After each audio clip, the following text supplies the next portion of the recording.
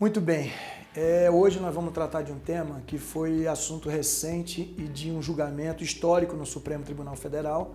Vocês todos devem saber que é o julgamento da questão das informações obtidas através do COAF, que hoje é o IF, né? Essas informações estavam sendo obtidas e enviadas diretamente à Procuradoria da República para apurações, futuras apurações, sem passar por uma autoridade judicial, ou seja, sem autorização de um juiz. E o Supremo decidiu, por 8 votos a 3, que essas informações podem ir para a Procuradoria Federal, para a Procuradoria da República, para verificação e investigação daqueles casos que tenham o que investigar, sem autorização do Judiciário. Esse princípio de autorização por parte do Supremo Tribunal Federal, para nós advogados e principalmente para os advogados que militam na área tributária, como eu, é uma situação de muito sensível para nossos clientes. Não porque o cliente esteja fazendo ou deixando de fazer algo ilícito ou algo errado, muito pelo contrário, mas é que com a garantia do judiciário, com a chancela do judiciário, você tem mais um elemento para verificar se existe efetivamente a necessidade ou não de uma verificação dos dados fiscais daquele contribuinte.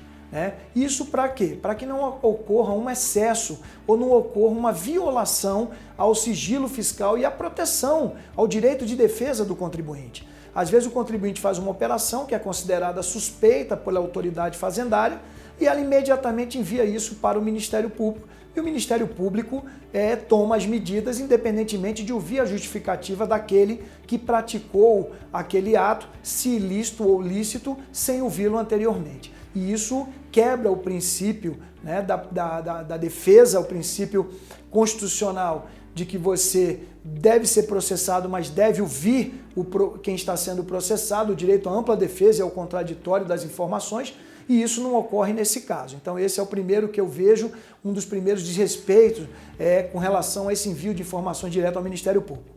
A outra, e que nós vimos em algumas situações de ações penais pelo Brasil, é aquela questão, de repente, de uma ocasional perseguição a uma determinada pessoa por pensamento político ou pensamento diverso daquela autoridade do órgão a qual está vinculado, como sendo de um órgão de fiscalização da Receita ou um órgão do Ministério Público, e vir a perseguir um determinado cidadão sem ter que passar pela autoridade judiciária ou pelo crivo de um juiz federal para que ele analise se há necessidade ou não disso. Então, dividindo-se a responsabilidade e tendo um terceiro elemento na fiscalização se aquele movimento ou se aquele procedimento é correto ou não.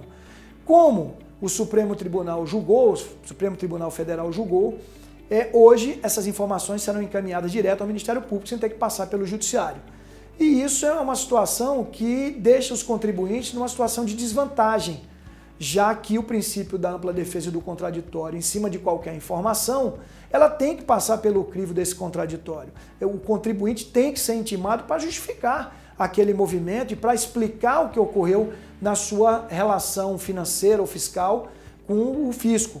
E ele simplesmente, nesse movimento, nesse entendimento do Supremo, isso só vai ocorrer depois de instaurada, propriamente dita, uma ação penal ou um procedimento investigatório contra aquele contribuinte.